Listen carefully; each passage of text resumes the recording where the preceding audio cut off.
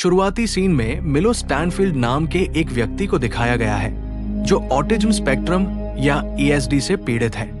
Autism spectrum ऐसी स्थिति है जिसमें लोगों को सामान्य सामाजिक संबंधों को विकसित करने में कठिनाई होती है।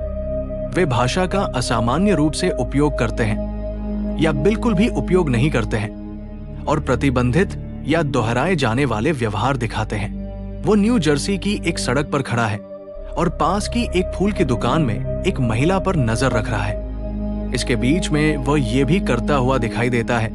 उसके आसपास हो रही घटनाओं के समय से संबंधित कुछ जटिल गणनाएं मिलो, एक यात्री बस, एक गड्ढे, एक सड़क कलाकार और एक साइकिल के आने का नोटिस करता है। सवार इन अवलोकनों का अनुसरण करते हुए तेजी से सड़क पार करता है और रणनीतिक रूप से एक मेलबॉक्स के शीर्ष पर एक पेन रखता है। गड्ढे के पास ही उसकी योजनाबद्ध श्रृंखला प्रतिक्रिया के तुरंत बाद एक टैक्सी गड्ढे पर चढ़ जाती है और पानी पेन पर छलक जाता है, जिससे वो जमीन पर गिर जाता है। ये बात सड़क कलाकार का ध्यान आकर्षित करती है और फिर वो पेन को उठाने के लिए आगे बढ़ता है। उसी क्षण तेज गति से आ रहा साइकिल सवार कलाकार से टकरा जाता है, जिसके परिणाम स्वरूप वो मेलबॉक्स से टकराता है और पास के फल स्टैंड पर गिर जाता है। सड़क पर अफरातफरी मच जाती है, जिससे बस चालक सहित सभी का ध्यान बन जाता है। परिणाम स्वरूप वो ट्रैफिक लाइट के लाल होने पर ध्यान नहीं दे पाता है और सड़क पार कर रही उसी महिला को टक्कर मार दी, जिससे उसकी मौके पर ही मौत हो गई और लोग कहने लगे खतरनाक है। फिर मिलो ये पुष्टि करने के बाद कि उसकी योजना सुचारू रूप से चल रही है, घटनास्थल से चला जाता है। फिर दृश्य FBI विशेष एजेंट ओलिविया डनहम पर आता है। वो होमलैंड सुरक्षा के फ्रिंज डिवीजन के लिए काम करती है, जो असाधारण घटनाओं में विशेषज्ञता रखती है। ओलिविया वापस काम पर लौटती हुई प्रतीत होती है। सिर में चोट लगने के कारण लंबे अंतराल के बाद जैसे ही वो FR मुख्यालय में प्रवेश करती है, उसका स्वागत उसके एक साथी अधिकारी चार्ली द्वारा होता है, जो टीम का सुपरवाइजर है। इस बीच एजेंसी का चीफ वाल्टनेट बिशप एक अधिकारी से बात कर रहा होता है। लैब सहायक फिलिप भाई ओलिविया की वापसी के बारे में फिलिप का कहना है कि वो नकली ओलिविया नामक एक डोपलगैंगर है और चिंता व्यक्त करता है कि क्या वे अपनी टीम में एक धोखेबाज को शामिल कर सकते हैं। यहाँ ये पता चला है कि ओलिविया जो कार्यालय के अंदर है वो असली नहीं है, वो वास्तव में एक है धोखेबाज, जिसे मूल वॉल्टनेट की जगह को पूरा करने के लिए लाया गया है। फिर इस ब्रह्मांड में फिविया को रखने और असली ओलिविया की यादों को उसके अंदर प्रत्यारोपित करने के पीछे उसकी मंशा का खुलासा करता है। उनका दावा है कि फिविया एकमात्र है जो ब्रह्मांडों के बीच यात्रा कर सकती है बिना किसी नुकसान के। ब्रह्मांडों को बचाने के लिए वाल्टनेट ये पता लगाना चाहता है कि वो ऐसा कैसे कर सकती है।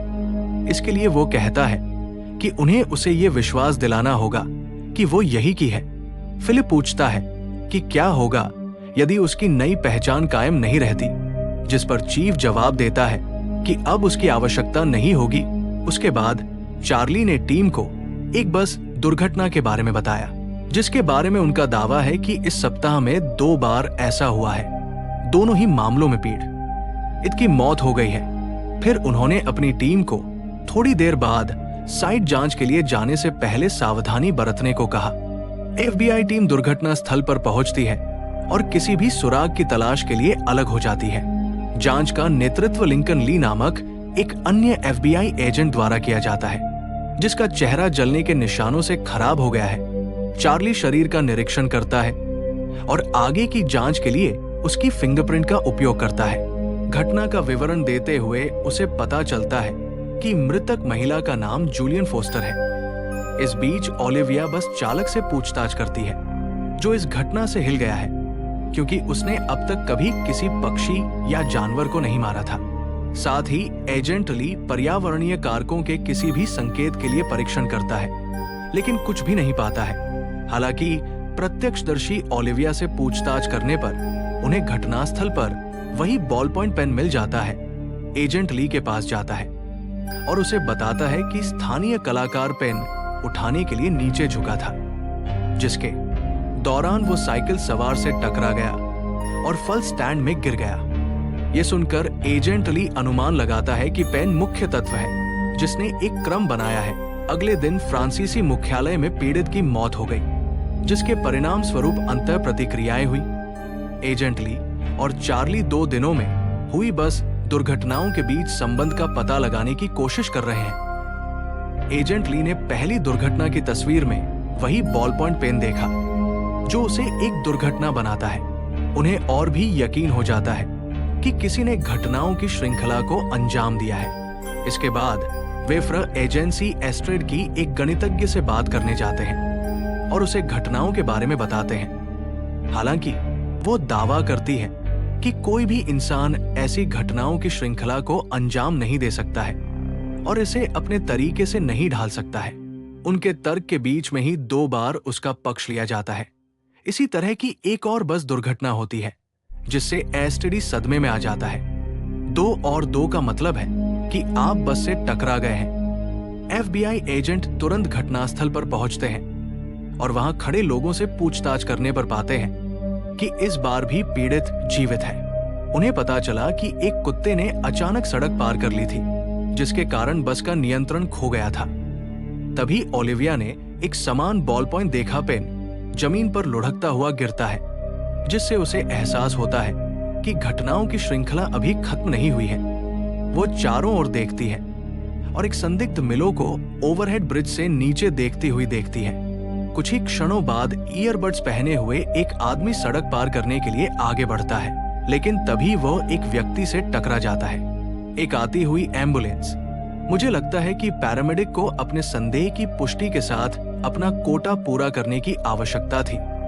ओलिविया अपनी टीम को सचेत करती है और मिलो की ओर दौड़ती है। ये देखकर सीढ़ी तुरंत एटिस की घटनाओं की एक और श्रृंखला की गणना करती है और पुल से एक साइकिल को फेंक देती है। इससे बस को अपना रास्ता बदलने के लिए प्रेरित किया जाता है और ओवरहेड ब्रिज के ठीक नीचे से गाड़ी चलाओ ओलिविया उसे बंदूक की नोक पर पकड़ती है और उसे आत्मसमर्पण करने की धमकी देती है। लेकिन मिलो पुल से कूद जाता है और बस की छत पर गिर जाता है और भाग जाता है। इस घटना के बाद मिलो बस का कानाफूसी करने वाला है। मिलो घर लौटता है और पाता है कि उसकी बहन मैटलिन उसके लिए चिंतित है। वो उसे बताती है कि उसे अस्पताल से कई फोन आ रहे हैं, लेकिन वो उसे अनदेखा कर देता है। फिर वो उसे आत्मसमर्पण करने के लिए मनाने की कोशिश करती है और दावा करती है कि वो बहुत दूर चला गया है। हालांकि मिलो उसकी हरकतों का अनुमान लगा लेता है और उसके वाक्यों को प्रभावी ढंग से पूरा करता है और कुछ ही देर बाद मैटलिन उसे दिखा देती है एक छोटा प्लास्टिक घोड़ा खिलौना। उनकी माँ से एक अनुस्मारक ये उसे असहज महसूस कराता है और वो ये कहते हुए चला जाता है कि ये अब अप्रासंगिक है। दूसरी ओर एजेंट ले को बर्न चैम्बर में प्रवेश करने से पहले उसकी नियमित त्वचा जांच के लिए अस्पताल ले जाया जाता है। वो ओलिविया से समानताएं खोजने पर ध्यान केंद्रित करने के लिए कहता है। 3 पीड़ितों में से ओलिविया उनके निर्देशों का पालन करते हुए मुख्यालय वापस लौटती है और दुर्घटनाओं के गवाहों से बात करना शुरू करती है। थोड़े निरीक्षण के बाद उसे 3 पीड़ितों और एक चिकित्सा केंद्र के बीच संबंधों का पता चलता है। वे तीनों प्रत्यक्ष या अप्रत्यक्ष रूप से इस केंद्र से संबंधित थे। वो अपनी खोज चार्ली को बताती है और दोनों तुरंत उसी मेडिकल सेंटर की ओर चल पड़ते हैं। वहां पहुंचने पर ओलिविया देखती है कि मरीजों का एक समूह एक ही बॉल पॉइंट पेन का उपयोग कर रहा है। क्योंकि वे डिजिटल उपकरणों से तालमेल नहीं बिठा पाते हैं, आईपैड उन्हें पागल बना देता है। बाद में उनकी मुलाकात मुख्य डॉक्टर हो बस दुर्घटना के तीनों पीड़ितों को पहचानता है। पीड़ितों के बारे में कुछ विवरण बताने के बाद डॉक्टर एल बताते हैं कि वे मानसिक रूप से विकलांग रोगियों की बुद्धि को बढ़ाने के लिए प्रयोगात्मक प्रक्रियाओं के साथ मदद कर रहे हैं। वो उन्हें अपने रोगियों के वीडियो फुटेज भी दिखाते हैं, जिसमें ओलिविया मिलो के बारे में पूछने पर डॉ लेवन ने जवाब दिया कि वो एक है अपने उन रोगियों के बारे में जो उसी दवा परीक्षण से गुजरे थे जिसने उनके आईक्यू को तेजी से बढ़ाया था। उन्होंने आगे कहा कि मिलो को उनकी बहन की देखरेख में अस्पताल से छुट्टी दे दी गई थी और प्रयोगात्मक प्रक्रिया को उलटने के लिए उन्हें वापस लौटने का कार्यक्रम था, लेकिन अब वो उनकी कॉल का जवाब नहीं दे रहा है और वह उन सभी को मार रहा है जो उस पर नियंत्रण करने की कोशिश कर रहे हैं। मिलो की बहन के बारे में जानने के बाद FBI एजेंट उससे अनजाने में मिलने का फैसला करते हैं। मिलो ओलिविया पर कड़ी नजर रख रहा है और उसकी हर एक गतिविधि पर ध्यान दे रहा है। उसकी गतिविधियों और उसके अगले कदम की भविष्यवाणी करते हुए बाद में चार्ली और ओलिविया मिलो के घर पहुंचते हैं, जहां उनका स्वागत साथी द्वारा किया जाता है। वे उससे मिलो के ठिकाने के बारे में पूछते हैं, लेकिन वो दावा करती है कि उन्हें उनके बारे में पता नहीं है। उसे लगता है कि वो कुछ छिपा रही है। एजेंट उसे अपराधों के बारे में बताते हैं, उसने क्या किया है और उसे खुला छोड़ना कितना खतरनाक है। जबकि चार्ली मिलो के कमरे की जांच करने जाता है, ओलिविया अपनी दिवंगत बहन के बारे में बताती है कि वे एक दूसरे की कैसे देखभाल करते थे। ये साथी को अपने भाई के बारे में अधिक जानकारी साझा करने के लिए पर्याप्त दिलासा देता है। वो बताती है कि मिलो अनेक घटनाओं के परिणामों की छोटी से छोटी बात तक भविष्यवाणी करने में सक्षम है और वो केवल खिलौना घोड़ा दिखाकर ही मिलो की एकाग्रता को भंग कर सकती है। जब भी वो बुलसाई को देखता है तो वो उत्तेजित हो जाता है। ओलिविया अंततः उसे वो सब कुछ बताने के लिए राजी करने में सफल हो जाती है जो वो जानती है, इस बात पर जोर देते हुए कि वे नागरिकों के साथ साथ मिलो की सुरक्षा के लिए भी चिंतित है।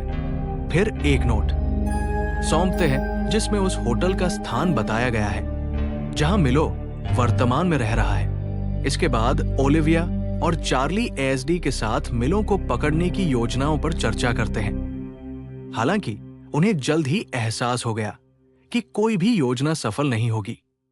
व्यर्थ है, क्योंकि वो उनकी हर चाल का अनुमान लगा सकता है, जिसके परिणाम स्वरूप वे बिना किसी बैकअप के सीधे होटल से संपर्क करने का विकल्प चुनते हैं। मुझे नहीं पता कि ये कैसे मदद करने वाला है, लेकिन वे इस बीच सबसे अच्छा जानते हैं। मिलो को अपने होटल के कमरे में खिड़की से नीचे देखते हुए देखा जाता है और अपनी क्षमता के साथ अगले कुछ मिनटों में होने वाले परिदृश्यों की कल्पना करते हुए वो भविष्यवाणी करता है कि ओलिविया और चार्ली जल्द ही पहुंचेंगे और वे उसका पीछा करेंगे।